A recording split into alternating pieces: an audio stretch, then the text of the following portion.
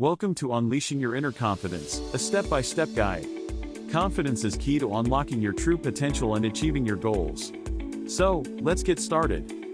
Step 1. Embrace your unique qualities. Remember, you are one of a kind, and that's what makes you special. Embrace your strengths and accept your weaknesses.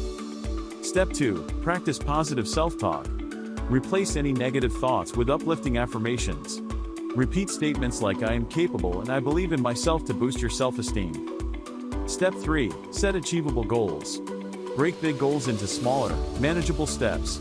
By accomplishing each step, you'll gain the confidence to tackle bigger challenges. Step 4. Step out of your comfort zone. Pushing your boundaries helps you grow and discover new capabilities. Embrace opportunities that scare you and watch your confidence soar. Step 5. Surround yourself with supportive people. Surround yourself with friends who uplift and inspire you. Their positivity will fuel your confidence and motivate you to reach for the stars. Step 6. Practice self-care. Taking care of your physical and mental well-being is vital in boosting confidence. Explore activities like exercise, meditation, or hobbies that bring you joy. Step 7. Celebrate your wins.